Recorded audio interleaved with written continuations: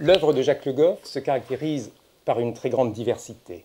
Il a des curiosités qui traversent tout le champ de l'histoire. Ce qui la caractérise aussi, c'est une très grande inventivité dans la découverte de nouveaux objets, dans la découverte de nouvelles méthodes, de nouvelles approches. C'est lui qui découvre et qui théorise aussi pour les historiens ce qu'est l'anthropologie historique, ce qu'est l'histoire de l'imaginaire, ce qui est d'abord l'histoire des mentalités. Donc c'est une œuvre très importante qui pèse des centaines d'articles, des dizaines de livres, la civilisation de l'Occident médiéval, pour un autre Moyen-Âge, la naissance du purgatoire, ce sont des titres parmi d'autres. Mais ce qui caractérise cette œuvre, ce n'est pas seulement sa richesse, ce n'est pas seulement le nombre des publications, c'est aussi un certain style. D'abord, son appétit de l'histoire, une boulimie de lecture, d'écriture, un appétit qui le pousse vers tous les objets. Chaque fois qu'il passe à portée de la main, il s'en empare pour en faire un objet scientifique. Ce qui le caractérise aussi dans son travail historique, c'est une grande générosité. C'est le sens, le souci de la communication, du travail en équipe et de la pédagogie au meilleur sens du terme, de la communication aussi à la radio et pas seulement par l'écrit, pour donner non seulement aux autres médiévistes, aux autres historiens, mais aussi à un plus large public, le sens de ce qu'il entend par un autre Moyen-Âge. Qu'est-ce que c'est que cet autre Moyen-Âge? C'est d'abord un long Moyen-Âge. Pour lui, la coupure de 1500 n'a pas de sens, ou n'a qu'un sens très relatif. Ce qui importe, c'est de voir d'abord les grandes structures entre le VIe et le XIXe siècle, entre la fin de l'Antiquité tardive, le passage du paganisme au christianisme, qui va jouer un rôle si important au Moyen-Âge, et puis la révolution industrielle. Ce qui le caractérise aussi, c'est un sens de la dialectique qui caractérise les valeurs, les conflits dans la société médiévale. Son Moyen-Âge, ce n'est pas le Moyen-Âge noir que certains veulent voir, qui serait un Moyen-Âge d'oppression, d'obscurantisme. Ce n'est pas non plus la légende dorée, un Moyen-Âge, des lignes de fête du Moyen-Âge. Mais c'est toujours un conflit, un dépassement, une négociation permanente dans la société, dans la culture. Et enfin, c'est un Moyen-Âge moderne. Pour lui, c'est au XIIe, au XIIIe siècle, dans les villes d'Europe, que naît véritablement l'Europe moderne, avec ses États, ses nations, ses langues et ses valeurs.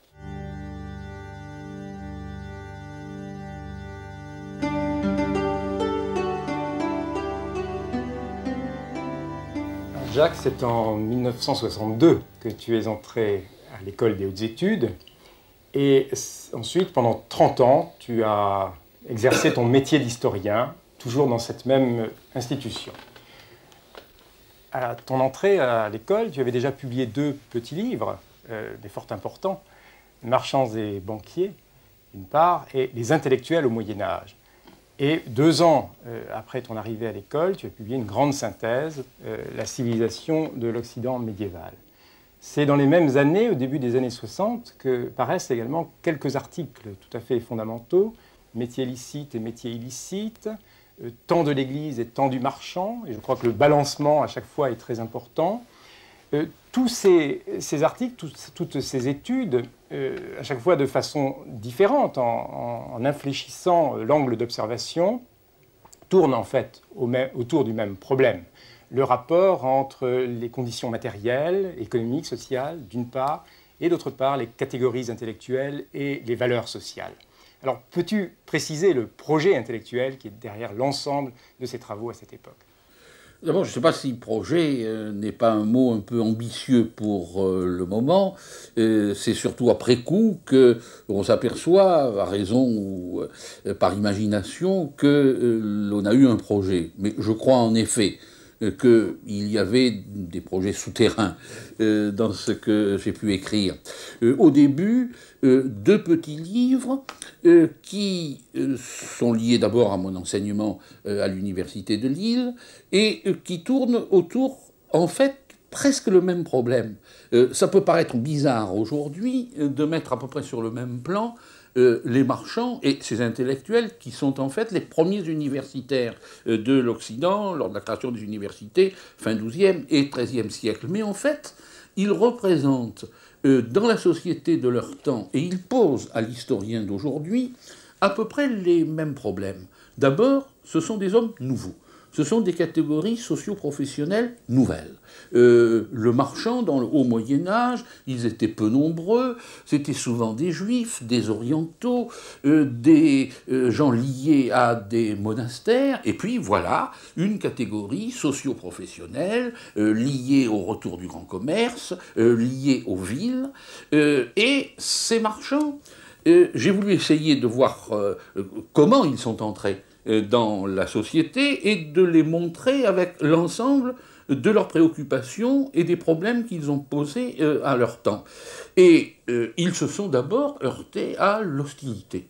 Ils représentaient une façon de vivre, un comportement socio-professionnel nouveau et même choquant. Et en particulier, le gain qu'ils tiraient de leur activité, qui, pour l'Église, tombe sous l'accusation de lucre, de chercher des bénéfices, était particulièrement condamné du fait que, pour l'Église, il vendait quelque chose qui n'appartenait qu'à Dieu et qui était le temps. Alors ici, en même temps, apparaît un thème qui n'a jamais cessé de m'occuper et qui m'occupe et me préoccupe plus que jamais encore aujourd'hui, qui est le temps de l'histoire, les temps de l'histoire, le rapport des hommes dans le temps et avec le temps. Et d'autre part, ces intellectuels représentent eux aussi des hommes nouveaux. Le savoir, de façon limitée d'ailleurs, se transmettait essentiellement dans les monastères, dans les églises épiscopales et pour les seuls clercs. Et voilà que des gens se mettent à enseigner, à vendre leur enseignement comme maîtres urbains, maîtres dans les villes. Et puis ils se constituent en corporation, comme les autres métiers. Et eux aussi, on les accuse de vendre quelque chose qui n'appartient qu'à Dieu, et qui, dans ce cas-là, est la science.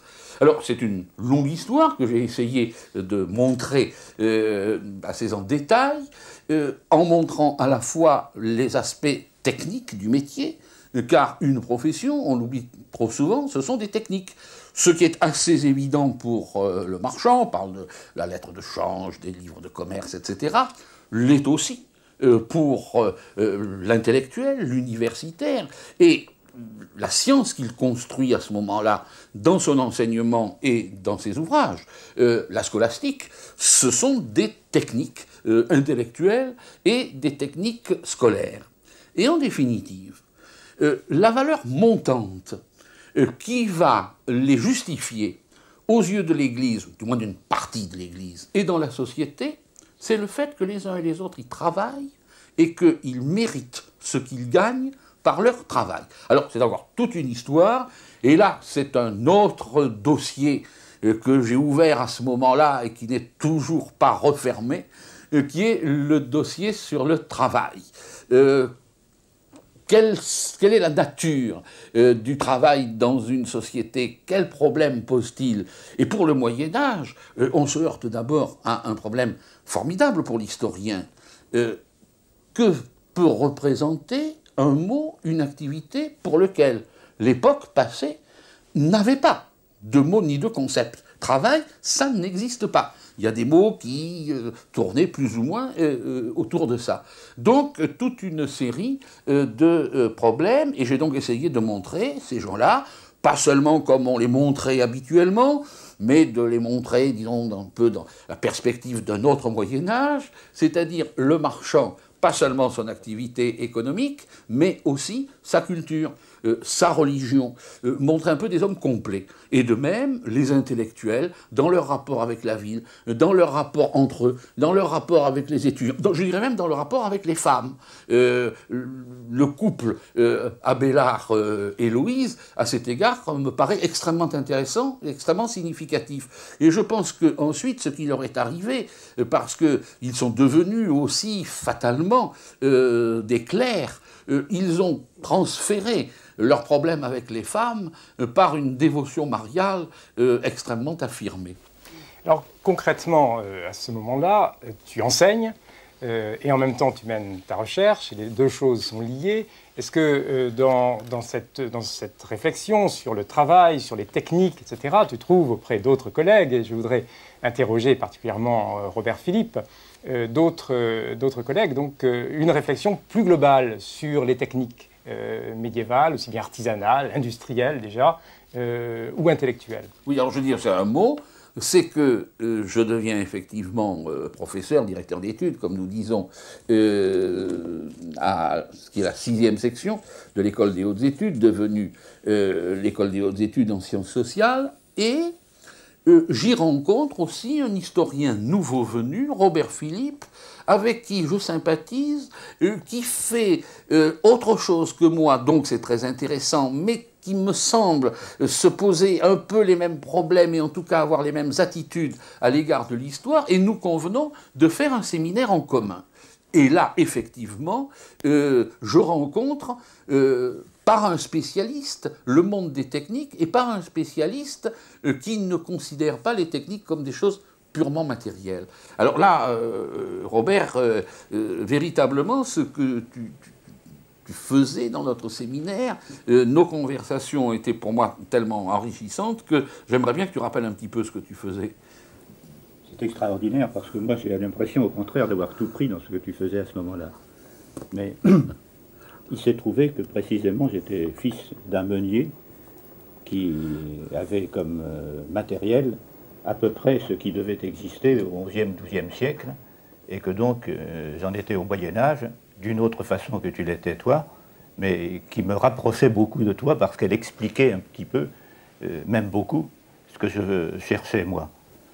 Et c'est autour du moulin, finalement, que nous nous sommes trouvés attachés, non pas pour mouvoir la meule, mais pour obtenir un certain nombre de clartés nouvelles. Et je crois que c'est pendant les 3 ou 4 années que nous avons cheminé ensemble que nous avons pu un peu éclaircir le domaine du travail et le domaine aussi de l'artisan, qui posait, au moment où on a utilisé le moteur hydraulique, des questions nouvelles à la société du XIe, XIIe siècle. Le premier problème était la rétribution, le salaire et les heures de travail. Le moulin à eau, puisque c'était la chose qui m'intéressait le plus et sur laquelle tu m'as posé beaucoup de questions et tu m'as apporté beaucoup de solutions, le travail et le moteur hydraulique ont été les points sur lesquels j'ai essayé d'apporter quelques lumières. Et comme j'étais fils de meunier, j'ai un peu raconté ce qui se passait depuis un millénaire. Oui, ce que vient de dire Robert Philippe montre à l'évidence l'intérêt prodigieux que ça a représenté pour moi. D'une part, la continuité et la longue durée. Un fils de meunier qui s'est retrouvé dans des conditions très semblables à celles du Moyen-Âge, mais un temps qui a fini, malgré tout. Le temps du meunier était passé. D'autre part, avec les problèmes du travail, à nouveau.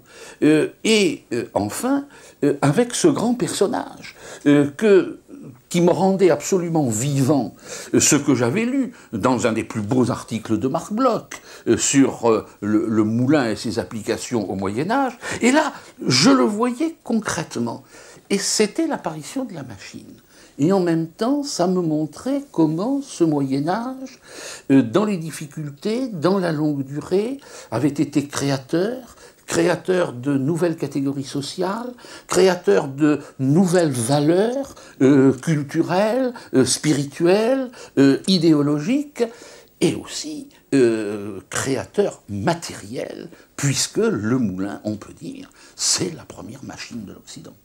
Ce qui me semble très remarquable dans ce que vous venez de dire, c'est l'intérêt, alors je pense à ton œuvre, pas l'intérêt du concret, du matériau, du bois, de la farine, etc.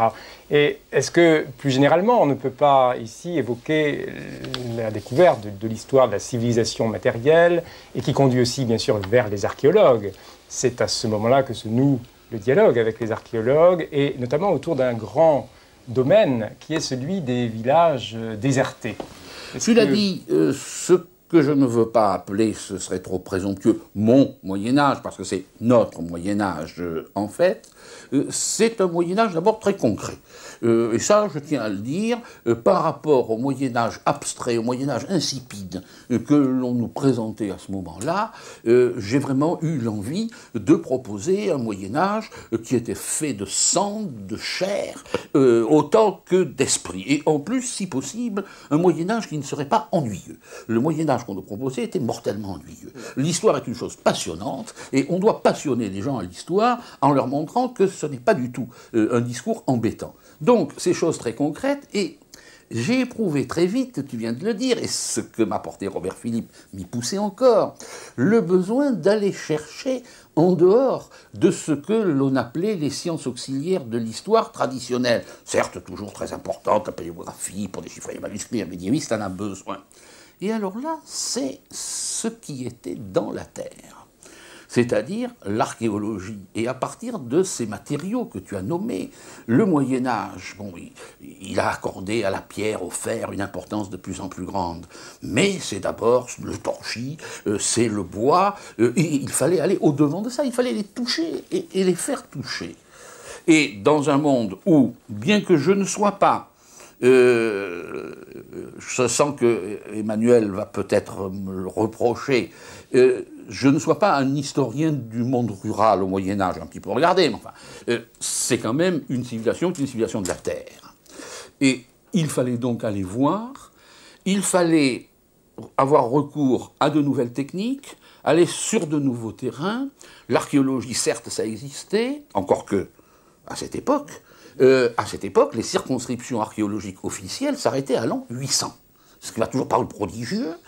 Charlemagne est couronné empereur, on ne s'intéresse plus à l'archéologie. Bon. Or, il fallait continuer, et au lieu de s'intéresser surtout au palais, aux églises, aux beaux objets, il fallait aller voir le monde de tous les jours. Et le monde de tous les jours, il était à la campagne. Et le monde de tous les jours, il nous avait laissé des témoignages, je dirais presque qu'il nous avait laissé des messages. Et il fallait aller les chercher. Ce que Jacques est en train de dire, c'est la reprise de la phrase de Michelet qui a dû le hanter. L'histoire n'est pas assez spirituelle, elle n'est pas assez matérielle. Et j'ai l'impression que ce sont les deux grands pôles que tu as voulu approfondir. Que l'histoire soit plus physique, charnelle, vitale, matérielle, et que d'autre part, elle se pose le problème du rapport aux valeurs. Il est vrai, ça a été pour moi, et très consciemment, parce que j'étais lecteur de Michelet, un programme. Alors donc, ce que l'on a fait, ça a été... alors là, j'ai trouvé notre collègue, la recherche, c'est aussi la collaboration. Et c'est une chose que, aux annales, dans cette école, à laquelle on a toujours beaucoup tenu. C'est donc avec un de nos collègues italiens qui s'intéressait aussi à ces problèmes, Ruggiero Romano, que nous avons pensé qu'il serait bon de lancer une enquête, qui serait d'abord une enquête archéologique, une enquête de fouille, sur les villages qui, ayant été désertés au XIVe siècle, nous les restaient comme témoins de comment était le monde rural à ce moment-là et pourquoi il avait disparu. Alors là, ça nous a apporté, et ça m'a apporté, quelque chose de supplémentaire, c'est que ce type d'archéologie étant très peu développé en France, ça l'était un peu en Angleterre, mais ça l'était beaucoup, par exemple, en Pologne. Et comme nous avions, grâce à Fernand Braudel, de bonnes relations avec les historiens et les archéologues polonais, on leur a demandé de venir aider nos équipes et nous avons lancé, je dois dire que j'ai très peu mis la main à la pâte, nous avons lancé cette enquête sur les villages désertés. Emmanuel. Oui, en effet, qui illustrait cet étonnant phénomène si longtemps méconnu de la fin du Moyen-Âge, de la réduction de la population française, par exemple, de peut-être 20 millions à 10 millions d'habitants. C'est-à-dire une France moins peuplée que la Belgique, à la suite des guerres de 100 ans, tout le monde le sait, mais aussi de ce phénomène trop longtemps sous-estimé qu'est la peste noire. Et Jacques Le Goff est l'un de ceux qui, du point de vue d'une histoire strictement événementielle, ont rendu à la date de 1348, c'est-à-dire la peste noire, sa dignité de grande date, au même titre que Marignan en 1515, ou même davantage. Oui, je ne suis pas le seul, mais il nous est apparu évident que 1348, qui allie à la fois un grand événement, parce que la peste arrive brutalement, inconnue en Occident depuis le haut Moyen-Âge, avec des changements structuraux extrêmement profonds. Alors là se situe aussi, et dans ces collaborations dont j'ai toujours beaucoup retiré, un travail qui va être un peu plus tardif, mais que je crois je vais accrocher là, qui est notre recherche en commun et notre article en commun avec le docteur Jean-Noël Birabin, démographe, spécialiste de la peste, médecin, sur cette peste du haut Moyen-Âge, beaucoup moins connue, et qui probablement a fait des ravages démographiques et aussi vraisemblablement mentaux, presque aussi graves, ce qu'on appelle la peste de Justinien, parce qu'elle vient par l'Empire byzantin. Et là, je ne vais pas entrer dans le détail, mais ce grand événement de la peste du 7e, 8e siècle, 6e, 7e siècle plutôt, Birabin étudier les textes qui nous en restent, les descriptions du point de vue du médecin démographe, et moi, du point de vue des méthodes de l'historien philologique et autres.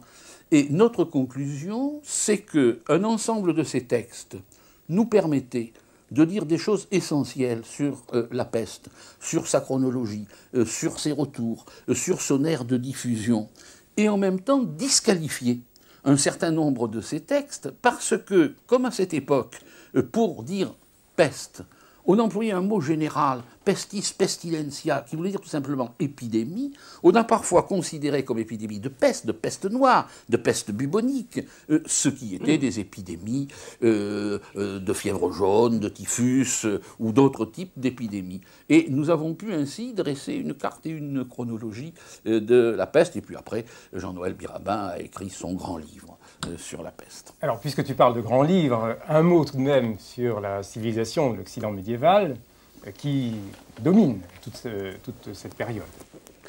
Oui, là donc, je m'étais dit très tôt, que ça veut dire très tôt. Très tôt, ça veut dire quand je commence à avoir une activité de chercheur au lendemain de l'agrégation en 1951.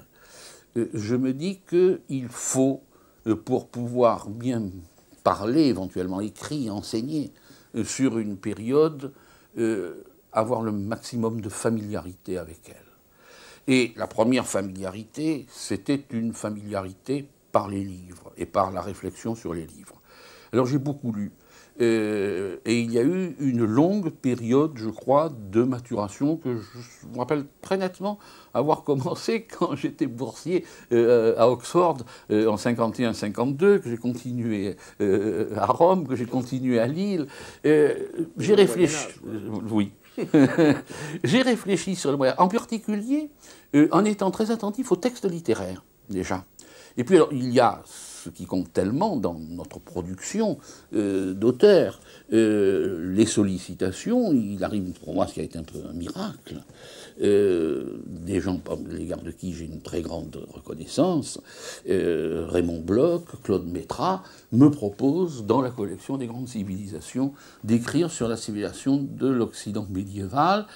Et si je peux dire, je recueille et j'offre le fruit de mes réflexions, un texte synthétique où j'essaye aussi, et là je voudrais rendre hommage aussi à un autre maître, Alphonse Dupron, d'aller, selon un de ses mots favoris, en profondeur, et donc de proposer un Moyen-Âge, qui est aussi un Moyen-Âge un peu autre, comme Pierre Nora l'a rappelé à travers Michelet, qui soit aussi très matériel et aussi très spirituel, avec une dernière partie sur sensibilité et mentalité, où j'essayais de faire fructifier l'héritage de Lucien Febvre et de Marc Bloch. Il y a une chose simplement que je voudrais dire encore, parce que ça n'a pas toujours été bien saisi, et j'estime que c'était peut-être un des apports les plus neufs de ce livre, d'entrée de jeu, en parlant des structures spatio-temporelles, non seulement j'indiquais l'essentiel pour un historien, et pour comprendre l'histoire, et pour faire de l'histoire, de réfléchir dans l'espace, et là, Maurice Lombard, ce grand islamisant, en m'ouvrant les routes du monde musulman et au-delà, vers l'Extrême-Orient, vers l'Afrique, m'avait appris ce que c'est l'espace dans l'histoire. Et le temps, toujours cette obsession du temps, l'un à l'autre liés, car les réalités, ce sont des espaces-temps, et de montrer comment on ne pouvait pas parler de l'espace et du temps en séparant les choses matérielles, c'est-à-dire les moyens de transport, les trajets, et les aspects mentaux et culturels du temps, de l'espace. C'est du temps vécu, du temps ressenti, du temps mis en catégorie, et c'était en fait une protestation contre le mauvais marxisme qui avait pris et qui appliquait bêtement les schémas que je trouve d'ailleurs tout à fait regrettables d'infrastructures et de superstructures, et de montrer que les réalités étaient faites de phénomènes qui jouaient tantôt comme infrastructure et tantôt comme superstructure. Pierre Nora, vous qui n'êtes pas un historien du Moyen-Âge, quelle a été votre lecture de la civilisation de l'Occident médiéval? C'est-à-dire pour moi, ça a été très important. D'abord, à titre personnel, ça a d'abord été les intellectuels au Moyen-Âge, puis ensuite, 64, la grosse date de révélation d'un Moyen-Âge qu'on n'appelait pas encore celui de l'anthropologie historique, mais qui se révélait d'ailleurs comme tel. Et puis qui donnait l'impression que par rapport à un Moyen-Âge, finalement, comme disait Jacques, très ennuyeux, tout d'un coup, on nous parlait, j'allais dire, de nous au Moyen-Âge, ce qui était tout à fait différent que de parler du Moyen-Âge. Parler des intellectuels au Moyen-Âge, c'était tout d'un coup parler de nous et pas des clercs. Et de la même façon, l'anthropologie historique, je crois, a été le grand moment de révélation publique de Le Goff. Il n'y a qu'à songer, rappelle-toi, à l'article de Jacqueline Piatier dans Le Monde, qui avait été la grosse date de publicité, je crois, et de rendre très reconnaissant à Jacqueline Piatier, parce que nous savons très bien que nos œuvres ne touchent vraiment le public qu'à travers des médiations. Oui, mais elle avait été emballée, c'est ça qu'elle Oui, c'est ça, et je crois qu'elle a fait passer. J'ai eu deux chances très grandes. L'article de Jacqueline Piatier dans Le Monde, et en Italie, dans l'Espresso, l'article d'Umberto Eco, qui a été d'abord le début d'une grande amitié qui, pour moi, compte beaucoup, et puis qui m'a lancé en Italie, et ça me fait bien plaisir. Et à beaucoup d'égards, Jacques reste pour le grand public l'auteur, comme peut-être d'ailleurs pour toi-même. Moi, j'ai des rapports avec la civilisation de l'Occident médiéval assez passionnel. D'une part, j'ai l'impression que ça a été probablement mon plus grand effort à la suite de cette longue période de maturation. Et puis alors, j'ai l'impression plus débilitante de temps en temps et toujours, que ce que j'ai écrit par la suite n'est en quelque sorte que plus ou moins la petite monnaie de la civilisation de l'Occident médiéval, et que je vis un peu sur le capital. Non, tu as beaucoup évolué, mais c'était quand même le programme. Moi, je crois que... D'abord, je dois dire, puisque je l'ai lu, j'étais au lycée encore, ça a été, je peux dire, mon premier livre d'histoire que j'ai lu vraiment. Et ça a évidemment eu une certaine influence. Quand je le relis aujourd'hui, j'y vois à la fois beaucoup de choses dont tu as toujours continué de parler ensuite, des objets aussi, les gestes, les exemples dont on va reparler, etc. Et en même temps, une figure, enfin une description plus heurtée, plus tranchée du Moyen-Âge que celle à laquelle tu es venu, et en particulier avec le purgatoire. Là, tu as tout à fait raison. Je vais faire deux remarques. La première, c'est que je me suis rendu compte qu'il y a en moi des obsessions. Et je crois, j'ai l'impression que c'est plutôt favorable à une certaine continuité, ça force à creuser, à approfondir, à revenir là. Et c'est pour cela que j'ai essayé d'un peu transférer mon propre comportement sur les hommes du Moyen-Âge. Dans ce recueil que j'ai introduit, que j'ai réuni d'articles de collègues, dont toi, dans L'homme médiéval, j'ai lancé, et il y a eu un certain écho, l'idée des obsessions du monde médiéval. Et d'autre part, effectivement, mon Moyen-Âge est devenu... je partais de Huizinga. Il faut quand même, qu'a dit Michelet, il y a eu aussi Huizinga. Et donc Huizinga, c'était l'opposition absolue entre ce monde heurté, contrasté, où l'odeur des roses est mêlée au sang, et c'était un peu mon premier Moyen-Âge. Aussi un peu celui de Michelet. J'ai essayé de montrer comment Michelet avait lui-même évolué à l'égard du Moyen-Âge, et finalement, quittant cette maîtresse qui a été pour lui en un certain temps le Moyen-Âge, pour une autre maîtresse qui a été la Réforme et la Renaissance. Et donc je partais de là, et puis en creusant, je me suis aperçu qu'au contraire, et probablement, l'apport peut-être le plus important pour notre civilisation, pour l'Europe, pour l'Occident, c'était d'avoir su échapper à l'opposition blanc et noir. D'avoir échappé au manichéisme, et d'avoir su créer des intermédiaires. Et le purgatoire, bon, c'est le lieu intermédiaire par excellence, et en effet, le purgatoire est intimement lié à mon évolution vis-à-vis du Moyen-Âge, et également à la façon dont je m'efforce de voir dans ce passé que j'étudie des naissances de choses encore présentes et extrêmement importantes.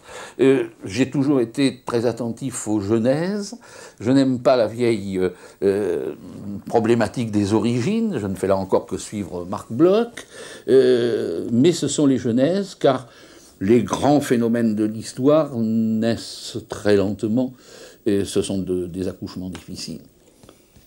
Pierre Nora vient de dire comment ce livre était pour lui la première révélation de ce qui allait s'appeler l'anthropologie historique. Vous voulez rajouter? Non, je voulais juste rebondir sur le mot obsession que Jacques avait prononcé, pour dire qu'effectivement on manquerait probablement quelque chose de fondamental dans sa créativité, dans son œuvre, si on ne prononçait pas le mot de nuit. Chacun sait d'abord qu'il travaille la nuit et qu'il entretient avec la nuit un rapport créatif et lumineux, si j'ose dire, qui fait partie fondamentalement de ce qu'il est et de son œuvre et de l'histoire du Moyen-Âge. Le détail un peu biographique, c'est que je me suis mis à travailler, à réfléchir la nuit quand j'étais à l'école normale, et puis dans ces relais de lecture qui sont très importants pour nous, là je pense que c'est l'impression très profonde que m'avait fait la poésie de Hölderlin.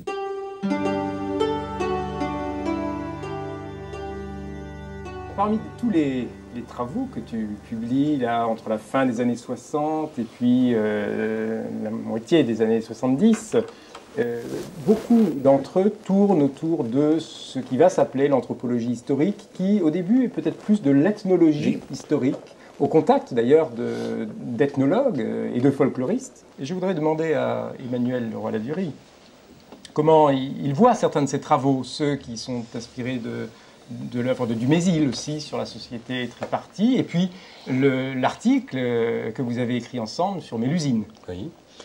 Alors, mon maître Bourdelle disait de Dumézil, dans le privé, Dumézil a eu trois idées dans sa vie, la première fonction, la deuxième fonction, la troisième fonction.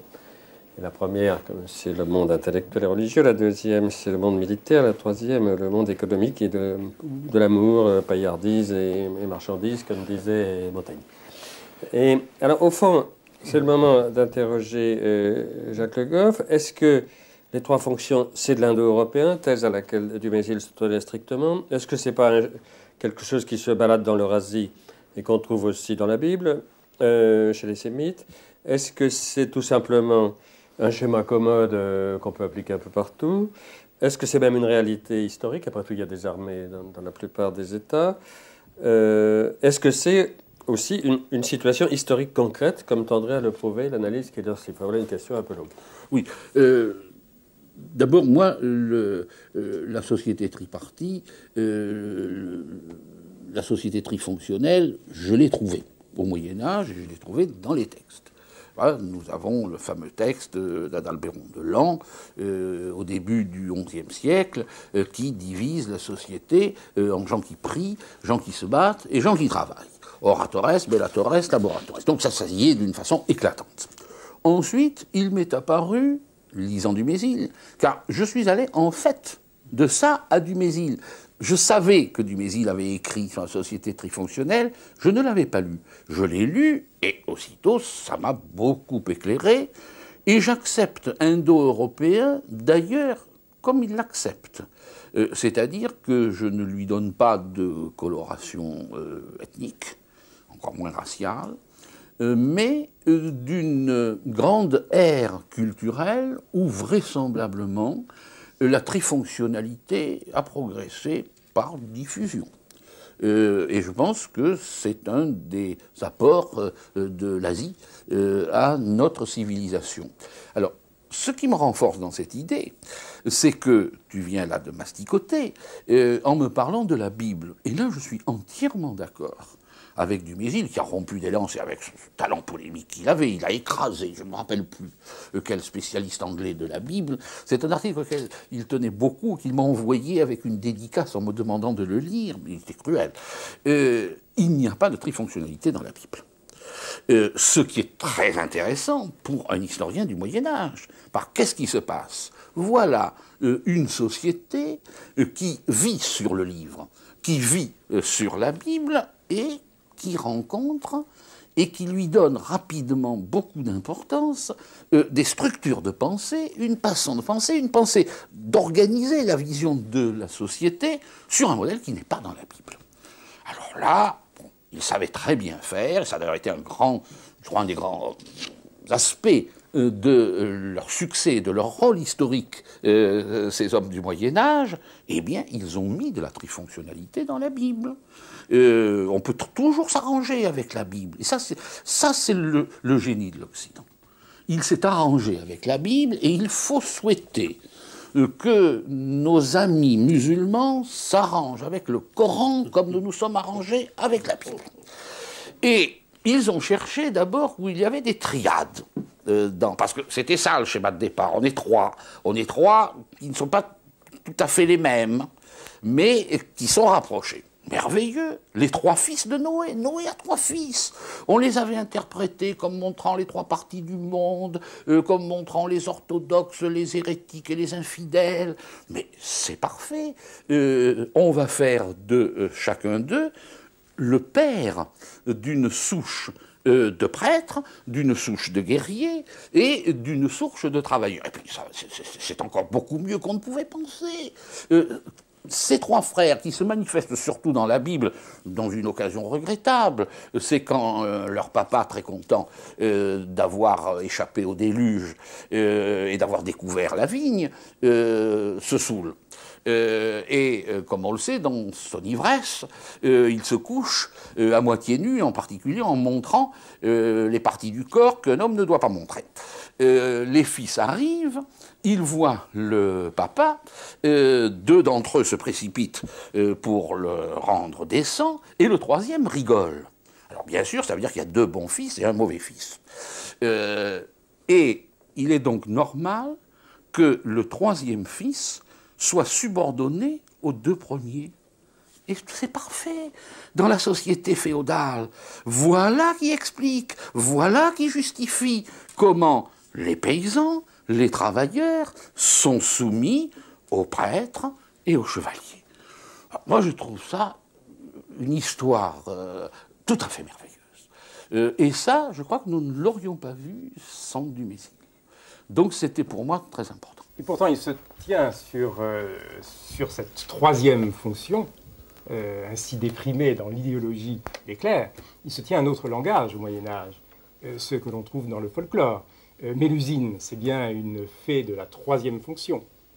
Alors, je crois aussi, et je pense que Emmanuel, qui, en s'appliquant surtout à une période un peu plus postérieure, plus près de nous, a si bien montré ce monde, aussi bien du point de vue économique, social et culturel, ce monde rural est d'accord avec moi. Un des aspects importants du Moyen-Âge, c'est cette valorisation de la troisième fonction, qui, je crois, n'aboutira pas complètement, mais il y a une certaine valorisation. C'était déjà très bien d'être dans le schéma tripartite. Que les laboratores, même s'ils étaient après subordonnés, apparaissent, c'était déjà quelque chose. Les artisans dont nous parlions tout à l'heure, Robert, eux aussi, ils se trouvent parmi ces laboratores et on crée un schéma, le schéma des arts mécaniques, à côté du schéma des arts libéraux. Et un qui est fondé, non pas comme les arts libéraux, qui veut dire les arts nobles et pour les nobles, sur le sang, sur la naissance, mais qui est fondé sur le travail. Et je retrouvais toujours mon travail. Et alors, où sont les valeurs proprement paysannes? Il m'a semblé qu'elles étaient dans le folklore et qu'on réprimait dans le haut Moyen-Âge, car je crois que ça a été l'attitude fondamentale de l'Église de réprimer cette culture parce qu'elle y voyait l'expression continuée et perverse de la culture païenne. Elle passe en partie modifiée, c'est compliqué les rapports entre culture savante et culture populaire, dans cette culture savante à partir du XIIe siècle. Et là, il fallait que, dans la tradition des annales, qui était d'établir un dialogue avec les autres sciences sociales, nous nous tournions vers une science sociale que je crois Lucien Febvre et Marc Bloch avaient un petit peu négligée et qui était l'ethnologie. Ils l'avaient négligée en grande partie parce que, je crois, pour eux, l'ethnologie, c'était le folklore. Et le folklore n'avait pas un grand statut scientifique à leur époque. Les folkloristes, c'était un peu des amateurs anecdotiques, etc. Or, nous avions l'ethnologie. Et dans cette école, nous avions des ethnologues de très grande qualité. Et Emmanuel était intéressé, au moins autant que moi, par l'ethnologie. Et là, nous nous sommes rencontrés. Et quand, en 69, Fernand Braudel nous a confié, avec Marc Ferraud, la direction des Annales, je crois que nous avons cherché à y faire entrer l'ethnologie, et en particulier parce que nous sommes fondamentalement des historiens, sous la forme de l'ethno-histoire. Et nous nous sommes intéressés tous les deux à une personne fort plaisante, qui finira par être appelée Mélusine, dans des circonstances que nous avons expliquées, et il nous a paru que cette fée, d'une part, elle montrait la nécessité, pour l'historien du XVIe siècle comme du Moyen-Âge, d'avoir recours justement au folklore, et en même temps, elle nous montrait quelques aspects fondamentaux de la société, de la culture médiévale. C'est comme ça que tu la vois, Mélusine. Je crois qu'elle montrait... Alors, c'est toi qui as trouvé Maternelle et Défricheuse. Oui. Mais c'est ça, c'est bien les deux pôles de la troisième fonction. Oui. Elle nous montrait aussi une unité dans ton œuvre. Tu ne t'es pas intéressé à Beowulf, qui pourtant pourrait être amusé un jour, qui était une belle, puisque c'était un monstre mais sous-marin cette fois-ci. Mais en revanche, le dragon de Saint-Marcel, je ne dis pas que c'est une Mélusine, mais c'est un personnage de fécondité aussi, et qui finalement est assez bien traité par Saint-Marcel, près de Paris, puisque Saint-Marcel ne le tue pas, mais se borne à l'emmener. Oui, et alors là encore, enfin bon, ce sont les autres qui vous donnent la plupart de vos idées. D'où vient mon intérêt pour le dragon de Saint-Marcel de Paris, représenté au portail de Notre-Dame de Paris à la fin du XIIe siècle? Eh bien, c'est la lecture du premier ouvrage, qui est un ouvrage exemplaire de Louis Dumont, sur la Tarasque. Et il a montré quel est le rituel qui met en évidence l'importance du dragon dans nos civilisations, et qui montre en particulier que la solution de l'Occident, ce n'est pas une solution de meurtre. Ce n'est pas que l'on tue le dragon, on l'apprivoise, on en fait une sorte de gentil petit toutou. Et c'est ça que faisait Saint-Marcel. C'est plus compliqué. Saint-Marcel lui a dit « je veux plus te voir, pars ». Mais c'était une façon.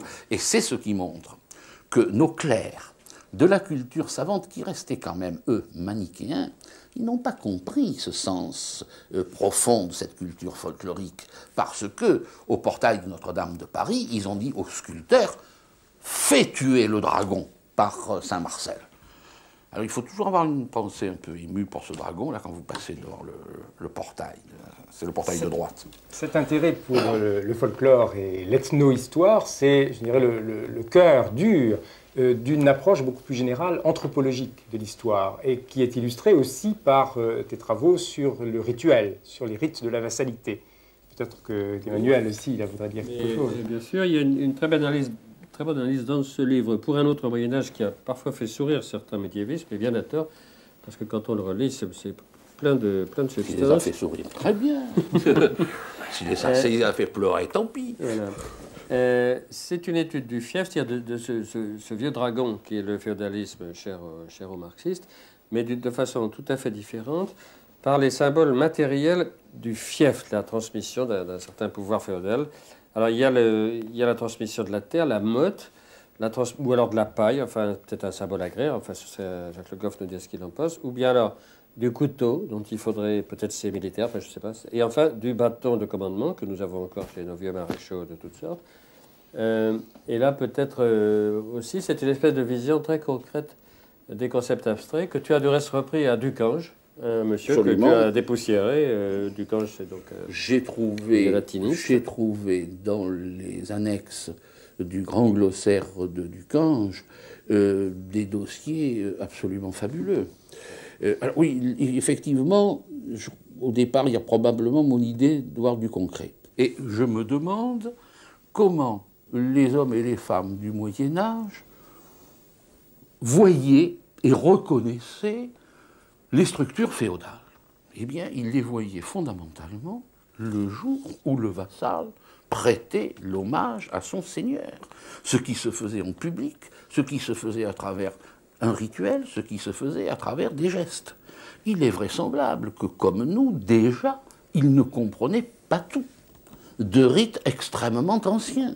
Ce couteau dont tu viens de parler, mais ça, les ethnologues nous ont familiarisés, les historiens de l'Antiquité aussi, nous ont familiarisés avec cette continuité de certains objets, de certains gestes, qui sont entrés dans de nouveaux rituels et dont nous ne savons pas très bien la signification. Et puis, ceci, déjà, m'a fait pressentir l'importance des gestes, et Jean-Claude, tu allais très brillamment nous prouver à tous, peu de temps après, combien il était important de regarder les gestes et les systèmes de gestes. Et puis, j'étais toujours attentif aux logiques fondamentales qui sont les structures des mentalités et des pensées, en passant de 2 à 3, par exemple. Et là, je m'apercevais aussi qu'il fallait que nous abandonnions, nous aussi nous sommes des manichéens en profondeur, il fallait que nous abandonnions l'idée que égalité et inégalité, ça s'exclut fondamentalement. Pas du tout. Si on étudie le système des gestes, on s'aperçoit qu'il y a des moments qui sont faits pour montrer que le seigneur et le vassal, ils appartiennent à la même classe sociale, en particulier le baiser. Et puis qu'il y a d'autres moments, l'accent sur l'égalité, on s'agenouille, on met ses mains dans les mains du Seigneur qui recouvre, geste à la fois de protection et de domination. Et par conséquent, nous avons là un système d'inégalité-égalité qui est, je crois, tout à fait fondamental pour la compréhension des structures et du fonctionnement du Moyen-Âge.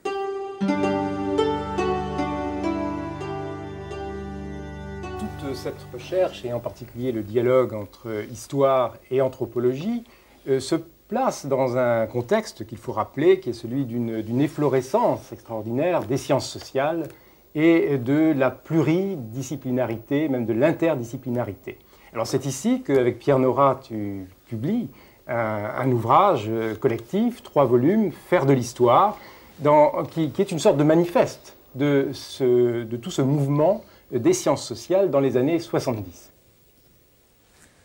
C'est pour moi quelque chose qui a beaucoup compté, qui compte toujours beaucoup, mais comme dans la genèse de ce livre, Pierre a joué un rôle décisif, plus important que le mien, j'aimerais bien qu'il raconte comment on a fait Faire de l'histoire. Oui. Avant, je voudrais quand même dire un tout petit mot. C'est qu'avant Faire de l'histoire, on avait eu un contact intellectuel assez étroit et intime, après précisément l'Occident médiéval, où tu avais eu la bonne idée, la gentillesse de me demander si je ferais dans la même collection la civilisation contemporaine, ce que je n'ai pas fait. Mais si j'en parle, c'est parce que j'avais été extrêmement frappé dans ces contacts de ton intérêt exceptionnel, rare, pour les annales et pour un médiéviste, pour l'histoire contemporaine qui était jusqu'à l'époque assez dépréciée, pour ne pas dire mal vue, par tes prédécesseurs Pierre, dans la maison. tu sais que l'occasion de notre première rencontre, ça a été un livre sur les Français d'Algérie. Oui, oui. Et j'y ai vu un livre d'histoire au sens plein, et qui me permettait de mieux comprendre non seulement le présent, mais l'histoire. Oui. Bon, donc, nos relations, c'est un des secrets, un des fondements de nos relations. Ce qui était frappant, oui, d'accord, mais dans ces relations, ce que je voudrais dire, moi, c'est que la préhension que j'avais de Jacques Le Goff, c'était quand même, disons, un historien qui vivait l'histoire, qui la vivait viscéralement, existentiellement, qui n'était pas simplement un historien professionnel, mais qui donnait l'image d'un homme qui voyait en historien, qui lisait en historien, qui vivait en historien. Et ça, c'était pour nous, je dirais même historiens du contemporain, une espèce de leçon absolument forte. Et les réflexions qu'on a eues, encore une fois, sur le contemporain, je crois, ont aussi, par rapport au long Moyen-Âge, été les débuts de ce qui a été Faire de l'histoire. Alors, Faire de l'histoire, il faut rappeler que Jacques, au départ, n'était pas du tout dans l'affaire. Je voulais créer la Bibliothèque des Histoires et l'ouvrir, en effet, par une espèce de manifeste qui, au moins, ne serait pas simplement un manifeste, mais saisirait les changements profonds que l'on sentait, du point de vue théorique, se faire en histoire. J'en avais parlé à l'époque à Foucault, que ça avait passionné, et qui voyait un espèce de petit quatuor de textes avec Emmanuel, François Furet, moi-même, on avait dû évoquer Jacques, et puis on aurait fait 4 textes et une espèce de table ronde autour de ce noyau qui aurait fait un petit livre de 250 pages. Et puis le projet s'est un tout petit peu égayé, j'en ai parlé avec Jacques, qui s'était rapproché à l'époque de Gallimard, et entre nous, précisément, en parlant, on a pris feu et flamme. C'est Jacques qui, à ce moment-là, est devenu la locomotive et qui, avec une espèce de curiosité un peu boulimique, chaque fois qu'il voyait un spécialiste, avait une telle envie de savoir, auprès des uns et auprès des autres, en quoi ça remettait en cause nos notions de l'histoire, que ce soit Aaron à propos de la nourriture, ou que ce soit le roi Gourand à propos de la préhistoire. Je nous vois encore dans son bureau, tu te souviens? Absolument. Où il nous a, au fond, expliqué en 30 pages après ce qu'il allait faire et qu'il était un article tout à fait neuf. Enfin, moi, c'est un moment qui a beaucoup compté pour moi, parce que le roi Gourand est un de mes grands. Oui.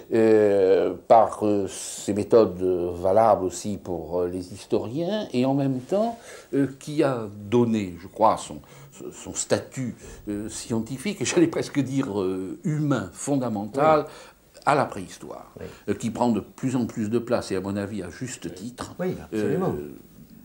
Alors le projet s'est un petit peu transformé, il est devenu une sorte de mélange d'encyclopédie et de demi-panorama, et Jacques avait été si généreux dans ses commandes qu'on s'est trouvé devant 750 ou 800 pages au moment où il m'a, si j'ose dire, laissé tomber parce qu'il devenait président de l'école et qu'il fallait le terminer ensemble sur le plan que nous avions élaboré avec lui.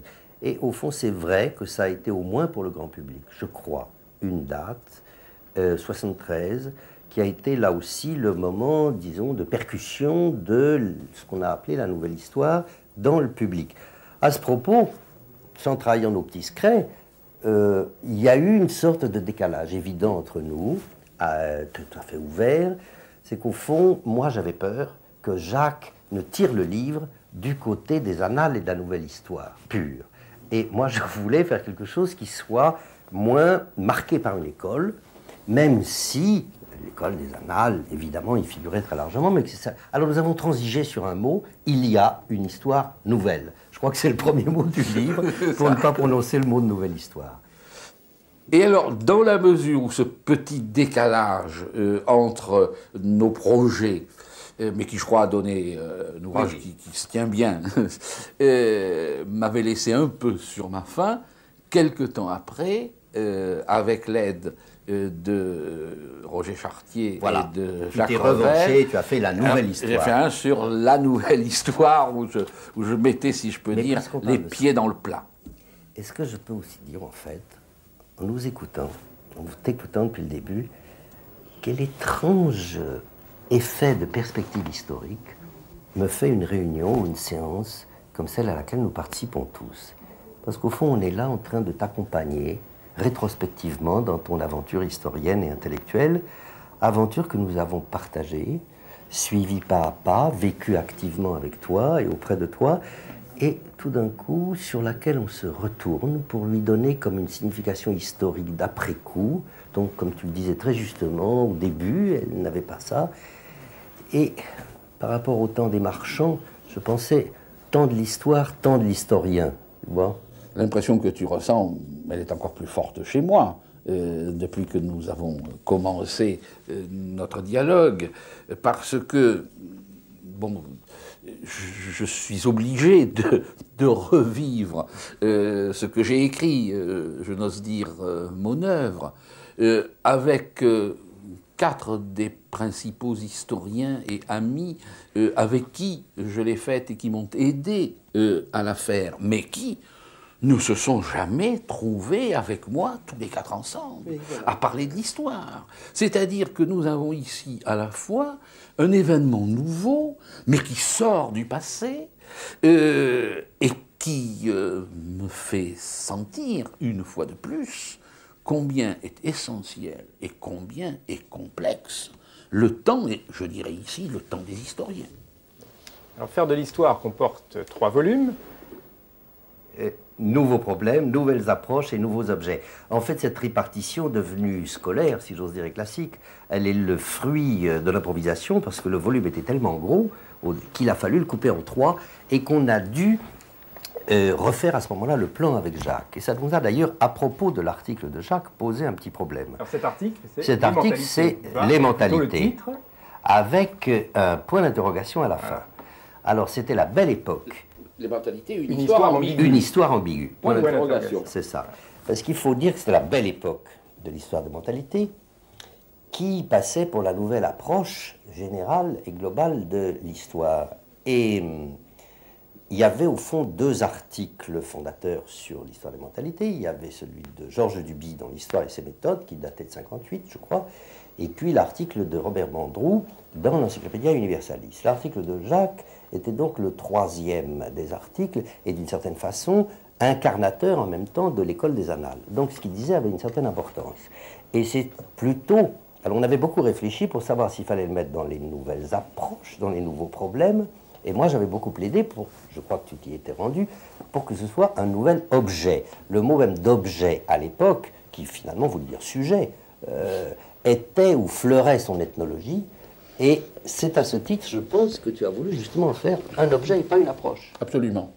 Je crois d'ailleurs que Emmanuel a envie d'un petit peu nous picoter là-dessus. Et je le laisse parler parce que je me donnerai le beau jeu de répondre. Bien, Jacques Le Goff, incarnateur, Céline disait l'incarnement.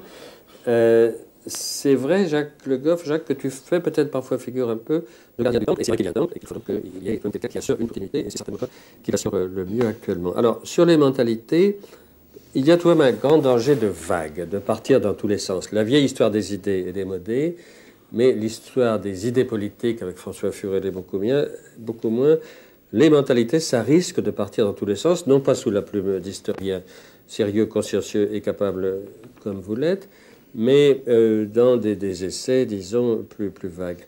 Et j'en profite pour attaquer aussi la mémoire. Je pense que les lieux de mémoire, c'est une idée magnifique, que ce qu'a fait Joutard sur la mémoire protestante, c'est très bien. En revanche, aujourd'hui, quand on oppose, plutôt dans la presse, que chez des gens sérieux, la mémoire à l'histoire, je n'accepte pas du tout ça, car la mémoire, on y met n'importe quoi. Et l'histoire, c'est sérieux. Et pour prendre un exemple qui ne choquera personne, disons qu'entre un conte indien vaguement recueilli par un missionnaire sympathique du reste de l'Arizona, sur la base d'une mémoire, et puis un texte aztèque du 15e ou 16e siècle sur un codex, ben écoutez, franchement, je préfère le codex.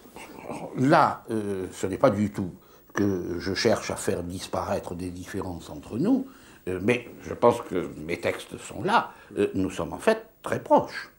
Dans ce que rappelait Pierre il y a un instant, si j'ai été tout à fait d'accord pour que l'on mette les mentalités, alors il y a histoire ambiguë, il y a le point d'interrogation, et en fait, je crois que cet article est un petit peu un appel à la prudence.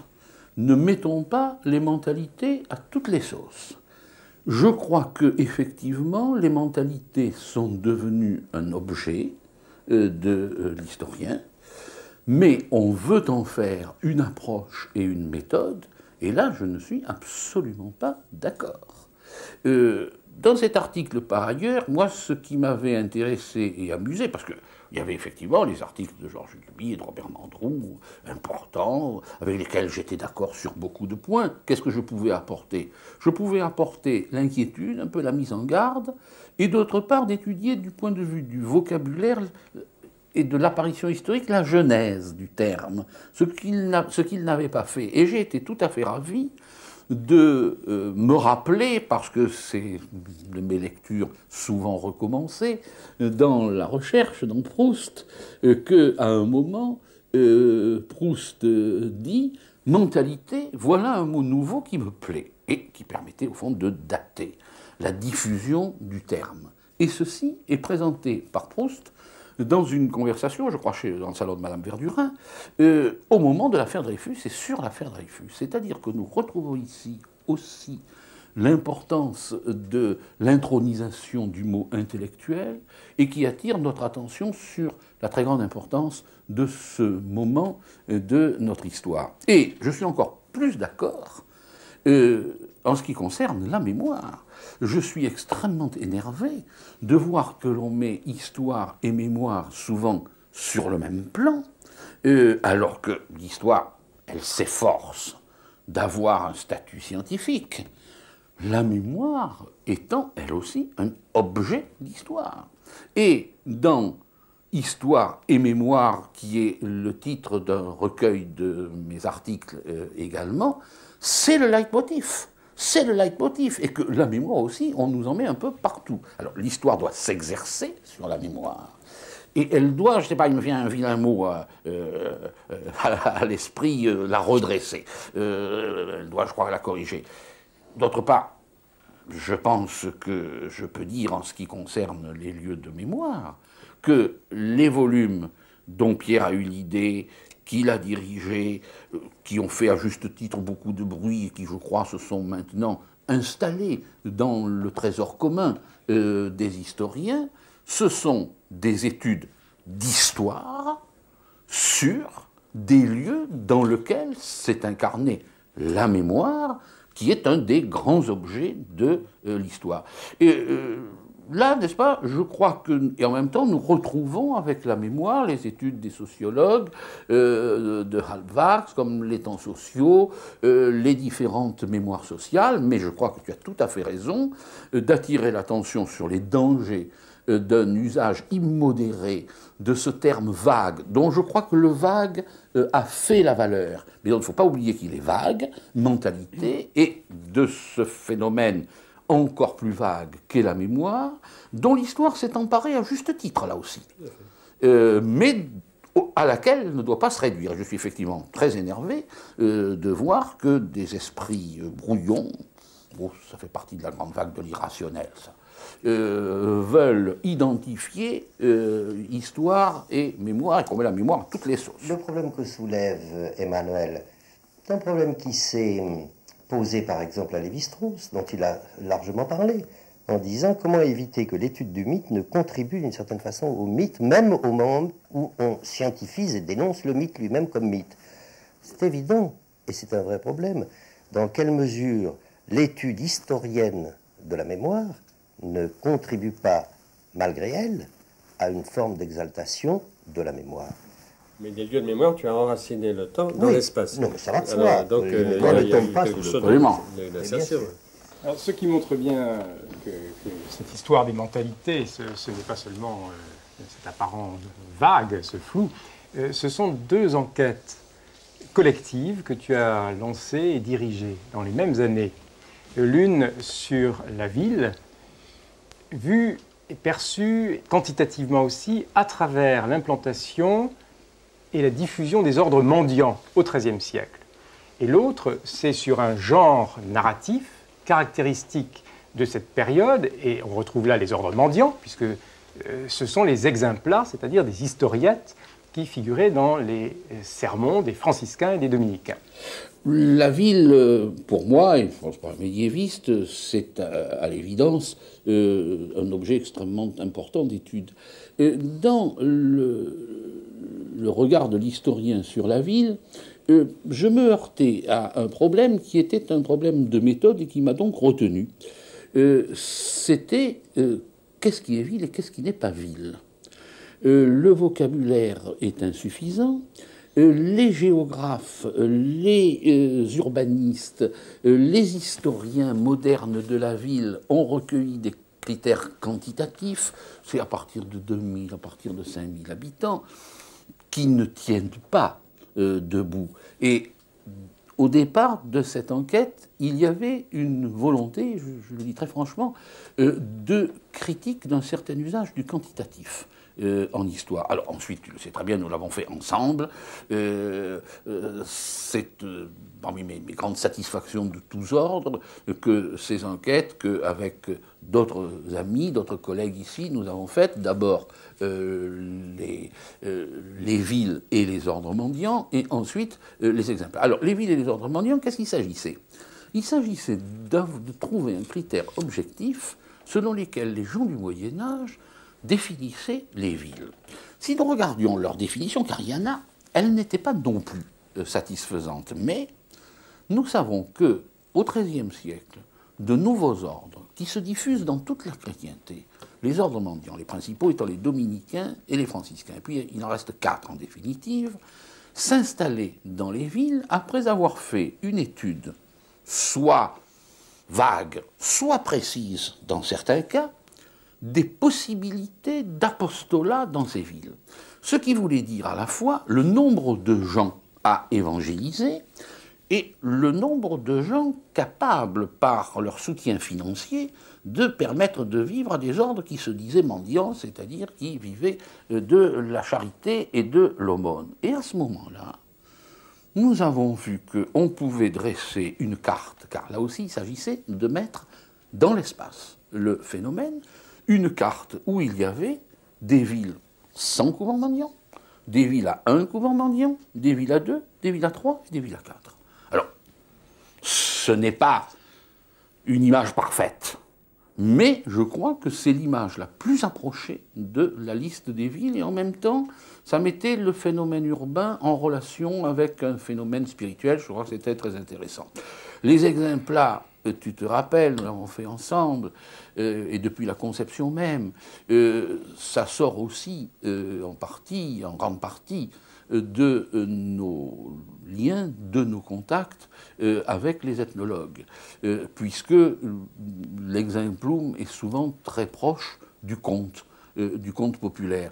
Les exemples-là, ce sont des petites anecdotes, vraies ou inventées, dont les prédicateurs truffaient leurs sermons pour intéresser l'auditoire, et à travers lesquels ils faisaient passer, sous une forme plus ou moins amusante, ce qu'ils estimaient être des vérités essentielles pour faire leur salut.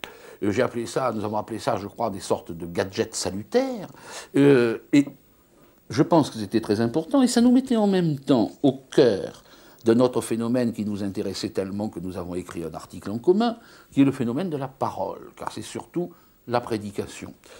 Et ça, je crois qu'on peut dire aussi que nous avons donné le branle à toute une série d'études.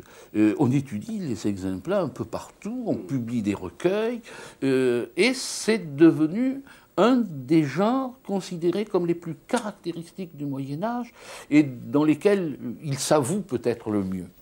Un des intérêts, je pense, c'était de montrer comment une histoire culturelle peut être aussi quantitative.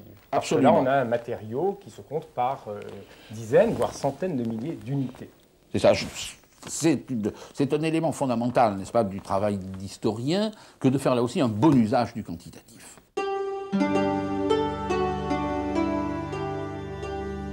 Si l'on avance un peu dans le temps, fin des années 70 et puis les années 80, il me semble que toute ta recherche dans ces années-là tourne autour de 3 grands problèmes.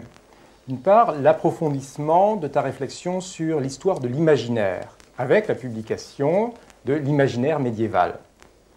D'autre part, après un très gros investissement, recherche, temps, un livre tout à fait fondamental, et on le disait tout à l'heure, qui modifie, je crois, un peu le paysage du Moyen-Âge que tu dressais au départ. C'est La naissance du purgatoire en 1981. Et enfin, et là nous sommes encore au stade en partie des projets, une redéfinition de l'histoire politique, mieux de l'histoire du politique, sous le label histoire, ou plutôt anthropologie politique historique. Alors, peux-tu expliquer quels sont... Tu vas m'aider parce que c'est une phase à laquelle nous travaillons beaucoup ensemble. D'abord, donc, l'imaginaire.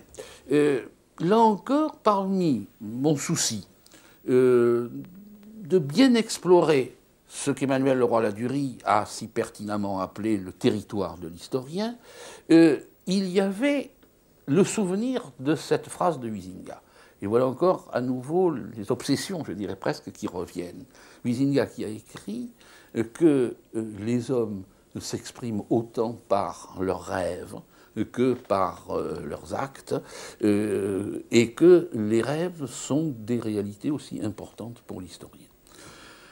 Rêve, nous nous étions intéressés, toi et moi aussi, aux rêves, et en ce qui te concerne surtout, à l'iconographie, à la représentation des rêves. Mais plus généralement, au-delà du rêve, c'est tout un monde qui est ce monde de l'imaginaire. Et nous savons très bien, et nous le savons pour aujourd'hui, que nous pensons, nous vivons, nous agissons sous l'influence d'un imaginaire. Cet imaginaire relève de l'histoire, car il y a des imaginaires individuels, des imaginaires collectifs.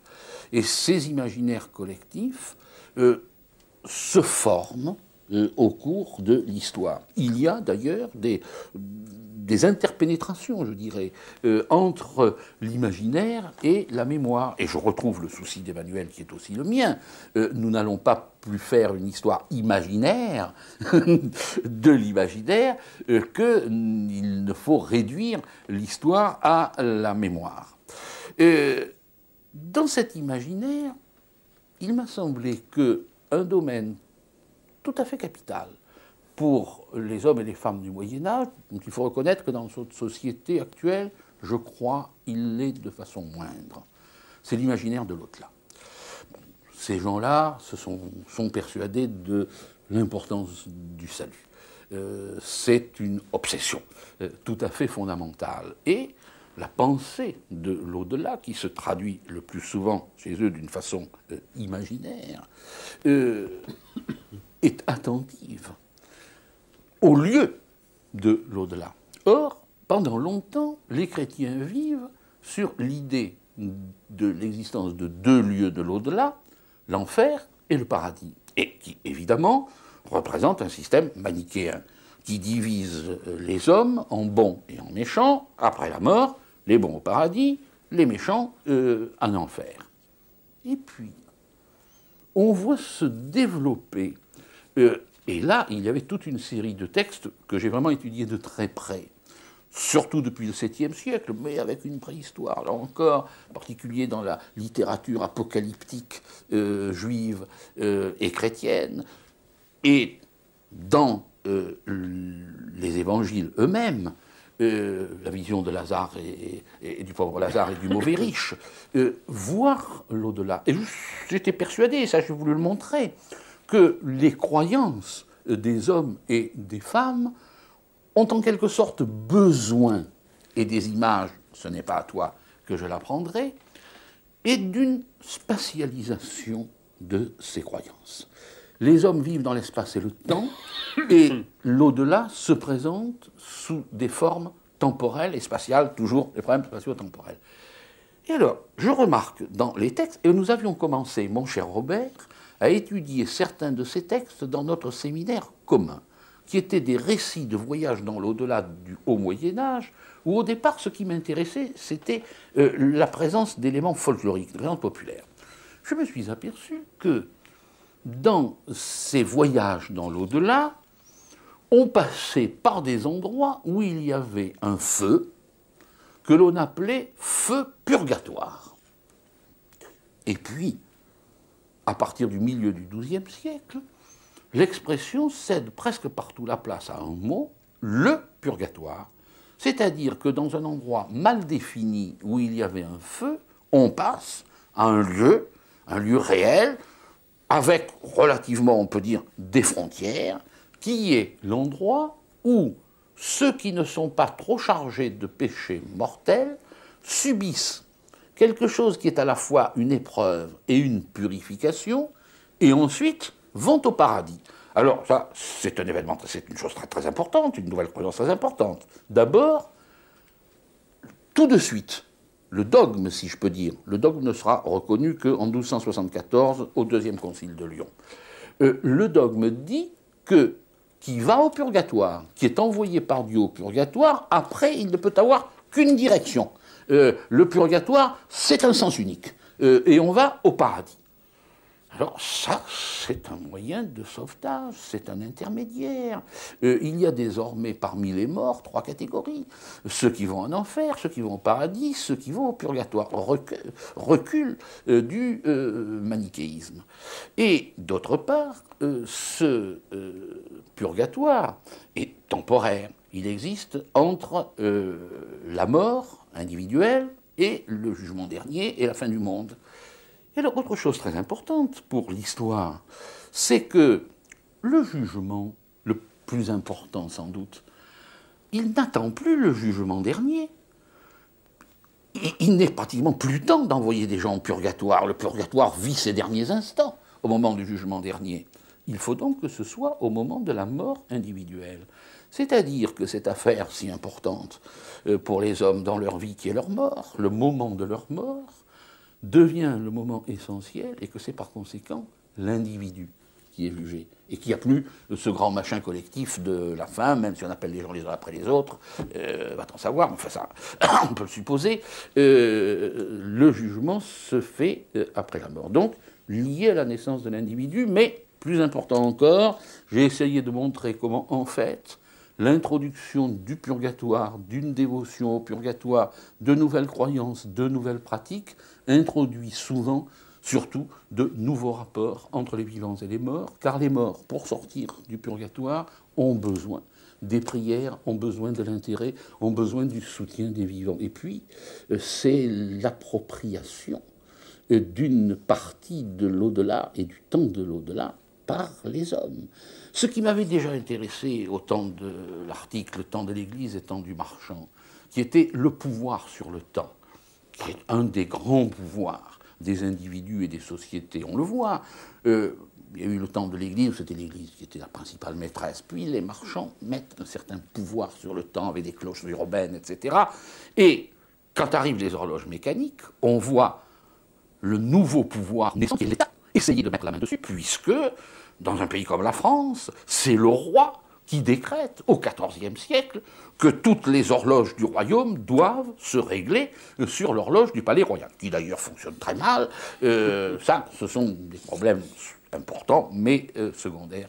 Donc voilà, j'ai essayé de montrer ce purgatoire, et ce qui m'a amusé aussi, c'est que dans l'héritage que reçoivent les historiens dans leur métier, il y a aussi celui de faire des monographies. Moi, j'avais fait des synthèses, j'avais fait des recueils d'articles, j'avais fait des enquêtes. Il me semblait peut-être intéressant de faire une monographie un peu différente des monographies pour une autre monographie. Oui, Henri IV, étant protestant, et même reconverti au catholicisme, a dit « le purgatoire, c'est le pain des moines ». C'est-à-dire le protestantisme a toujours été très hostile au purgatoire.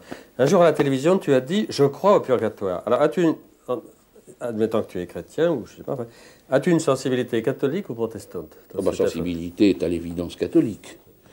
Ceci dit, une de mes grandes satisfactions, c'est d'avoir amené dans une lettre que je possède, Pierre Chaunu, avec qui j'entretiens d'excellentes relations amicales, me dire qu'après m'avoir lu, il s'est demandé si ça n'a pas été une erreur de la Réforme d'avoir rejeté le purgatoire. Et ça, je dois dire que je le considère comme un de mes grands succès. Je suppose qu'il ne l'avouerait plus, peut-être maintenant. Alors, je dis je crois au purgatoire, ça veut dire que je crois que le purgatoire a été un phénomène historiquement important. Alors avec le purgatoire, on voit comment les hommes, et notamment le clergé, mais pas seulement, s'emparent de l'au-delà, de ce pouvoir de Dieu qui est de juger après la mort, du temps de l'au-delà qui n'appartenait qu'à Dieu. Au même moment, au XIIIe siècle, on voit aussi comment les hommes s'emparent de toute la sacralité du pouvoir, et notamment du pouvoir royal. C'est le thème de tes recherches actuelles, et en particulier autour de la personne de Saint-Louis. Alors là, je retrouvais une obsession amorcée dès, je crois, 1971, dans un article pour la revue américaine Daedalus, qui m'avait sûrement malicieusement posé la question, l'histoire politique est-elle toujours l'épine dorsale de l'histoire ? Parce que, voyant en moi l'incarnation, comme vous avez bien voulu le dire, mais ils exagéraient bien sûr, des annales, et pour eux, les annales étant un lieu où on honnissait l'histoire politique, ils pensaient m'embarrasser. Pas du tout. Ce que j'ai répondu, c'est que l'ancienne histoire politique était une histoire devenue insupportable, absurde, dont il fallait se débarrasser, que Lucien Febvre et Marc Bloch avaient eu raison de la combattre, que l'histoire politicienne, l'histoire de la politique, était une histoire réductrice, salutaire, etc. Mais que nous commencions, et là encore, avec l'aide des politologues, avec l'aide des sociologues, dans le dialogue des sciences sociales, à sentir le besoin d'une histoire du pouvoir, d'une histoire du politique, car c'est quand même un des éléments essentiels de la structure et du fonctionnement des sociétés. Mais c'était le pouvoir. Et j'ai commencé par être spécialement intéressé par un aspect de ce pouvoir auquel m'avait rendu sensible l'ethnologie, l'anthropologie par l'intermédiaire des rituels, c'est-à-dire le symbolique. D'où, dans les lieux de mémoire, une étude sur Reims comme lieu de la sacralité royale, et par l'intermédiaire de ces études de rituels, de symbolique, oui, Pierre. Aussi la préface à la nouvelle édition des Rois Thaumaturges. Voilà, j'allais le dire. Je finis ça, et puis je reviens au Roi Thaumaturge. Je me suis aperçu que, contrairement à ce que l'on disait souvent, qu'au XIIIe siècle, et avec la naissance de l'État, il y avait une laïcisation de la société et du pouvoir, il y avait surtout un transfert. Et que, par exemple, Philippe le Bel avait arraché au pape une sacralité qu'il avait cherché à s'approprier dans un double mouvement, qui était le mouvement d'une appropriation pour le monarque et pour l'État. C'est le moment, quand Horowitz l'a montré, où arrivent les notions de secret d'État, les notions de mystère d'État, suivant sa belle expression. Et un travail qui a joué pour moi un rôle fondamental de cristallisation de ces idées, c'est celui que, là encore, tu m'as demandé pour une nouvelle édition des Rois Thaumaturges de Marc Bloch. Je n'ai peut-être pas assez parlé de Marc Bloch, qui a été l'historien qui m'a le plus marqué et qui continue à le faire. Et dans l'œuvre de Marc Bloch, je me suis spécialement intéressé à une œuvre qui est en train, si je peux dire, de monter, qui longtemps n'a pas été reconnue pour la grande œuvre, l'œuvre pionnière, que c'est en réalité les Rois Thaumaturges. Alors, ceci m'a amené, c'est peut-être pas très bien, mais ce sont les commandes aussi, d'avoir commencé par un effort de synthèse dans l'histoire de France dirigée par André Burguière et Jacques Revel, où j'ai essayé de montrer ce qu'a été l'évolution du pouvoir dans la France médiévale, du point de vue de ce que j'ai appelé une anthropologie politique historique car je suis un historien, et en particulier les problèmes de chronologie restent fondamentaux, politique parce que c'est de l'histoire politique, mais une anthropologie qui récupère justement les points de vue, les méthodes, et je préfère dire, comme les ethnologues eux-mêmes maintenant, ethnologie a plus ou moins chassé folklore, anthropologie a plus ou moins chassé ethnologie, parce que c'est vrai, il y a eu une conversion, je crois, fondamentale. L'ethnologie, comme l'indique son étymologie, s'intéresse surtout aux différences, aux ethnies. L'anthropologie recherche à travers ces différences, qu'elle est loin d'avoir rejetées, mais elle recherche ce que peut être une certaine unité de l'humain. Et comme je pense qu'en histoire, à travers et au-delà de l'histoire comparatiste, qui demeure et qui est un de nos devoirs les plus immédiats, et là encore, Marc Bloch a été un pionnier. Et je retrouve ici une expression que je dois en partie à Michel Foucault, dont tu as fait allusion tout à l'heure. Et les livres de Michel Foucault, ou des conversations avec Michel Foucault, ont été pour moi très importantes. Et c'est l'idée d'une histoire générale. Je crois que nous avons davantage besoin d'une histoire générale plutôt qu'universelle. Mais inutile de dire que cette histoire générale est encore en partie une histoire de l'imaginaire, mais j'espère que très lentement, nous peut-être en commençant un peu, vous qui êtes plus jeunes, et les autres après nous, en feront de plus en plus une vraie histoire.